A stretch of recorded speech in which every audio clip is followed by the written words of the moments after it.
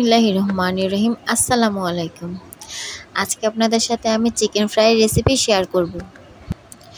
ঘরে থাকা উপকরণ দিয়েই বানিয়ে ফেলতে পারবেন মজাদার চিকেন ফ্রাই।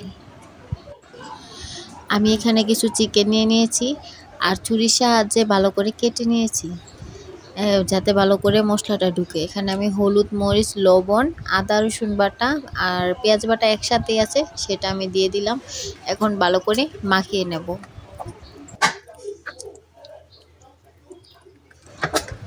চিকেনটা মেরিনেট করা আমার কমপ্লিট হয়ে গেছে।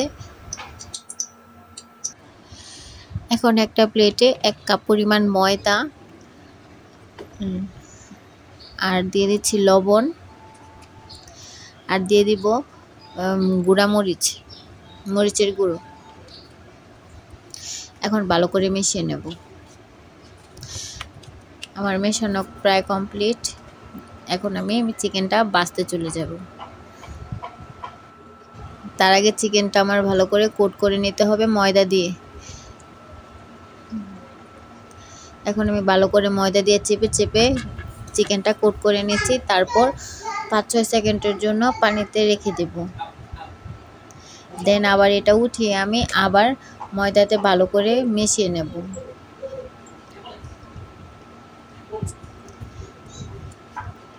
চিকেনটা আমার এখন কমপ্লিট। এখন আমি এটা ফ্রাই করার জন্য প্যানে দিয়ে দেব।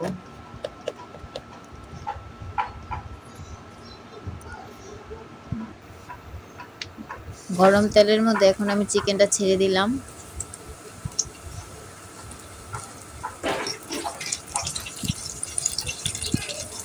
সেমভাবে আমি ওইটাও করে নিয়েছি। এক পাশ ভাজা হয়ে গেছে, আমি উল্টিয়ে পাল্টিয়ে ভালো করে ভেজে নেব প্রায় 10 থেকে 15 মিনিট।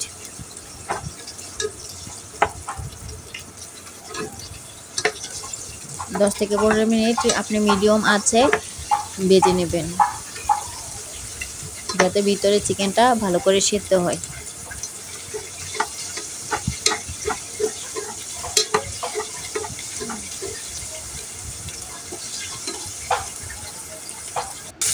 দেখতে পাচ্ছেন কি সুন্দর ভাজা হচ্ছে।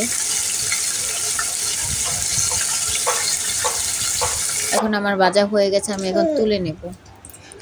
দেখুন কি সুন্দর হয়েছে, পুরো রেস্টুরেন্টের মতো। রেসিপিটি ভালো লাগলে লাইক করে দেবেন।